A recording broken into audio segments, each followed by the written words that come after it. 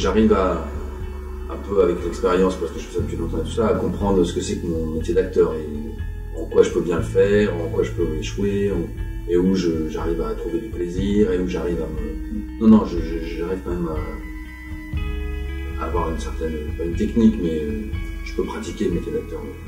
C'est vachement fragile, c'est gérer le rythme, gérer ses émotions encore. C'est un travail fascinant, mais c'est un travail vachement intime, vachement personnel, c'est même difficile d'en parler, parce que c'est vraiment... Ça se joue à quelques secondes dans une prise qui font que là, tout à coup, t'es transcendé, en fait, sur certaines émotions. Ouais, bien. C'est rentrer dans un autre monde dans lequel tu te transformes, et c'est aussi jouissif. Moi, je me rappelle qu'à la fin du film de Daniel, j'avais pas du tout envie de partir dans un autre monde. J'étais encore dans le personnage. Thomas Corré, en plus, il avait un nom qui me plaisait.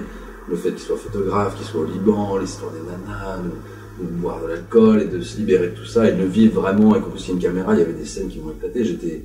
On rentrait dans les bars à Amman, les 2-3 bars où on avait le droit de boire de l'alcool. J'entrais dans notre bar et je me saoulais la gueule. Il y avait la caméra qui filmait et me disait encore du whisky, encore de la bière. Donc je me saoulais devant tout le monde et j'étais en même temps en train de jouer l'acteur et en même temps j'étais un peu moi-même quand même et en même temps le personnage. Enfin, il y avait vraiment un truc d'enfant où tu joues et au bout d'un moment tu étais tellement en train de jouer que tu deviens le jeu, quoi.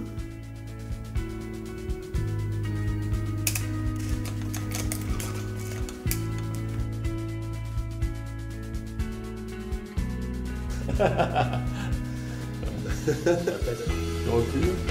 Encore. Sans t'appuyer. Sans filet. Ouais. C'est bon. Tu as le sens de la tour. Il gagne.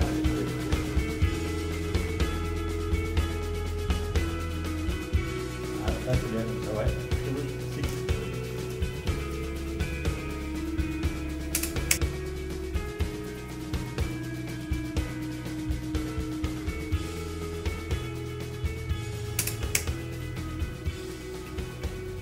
Ce qui m'a le plus plu avec D'Agata, c'est quand il était là, il était hyper discret, puis il était même un peu étonné de se voir au travers de moi, de se regarder un peu faire, et des moments derrière la caméra après les scènes, il me disait « Ah, c'est incroyable, j'ai l'impression de me voir ». Donc moi, ça m'encourageait dans ce que j'étais en train de...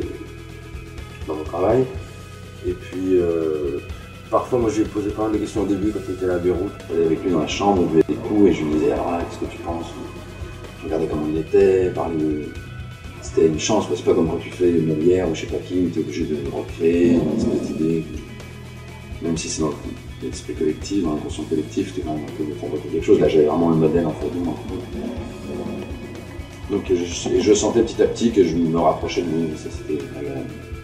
Je l'aimais beaucoup. C'était quelqu'un de mythe, quelque part. Il l'est même pour beaucoup de gens, parce que c'est vrai que c'est quelqu'un de très insaisissable, qui a une vie que peu de gens ont, et puis qui en plus la retransmet avec un média, et il a une grande maîtrise de la photo, une grande maîtrise de là où il apparaît, comment il disparaît. Donc moi j'étais hyper flatté de le voir.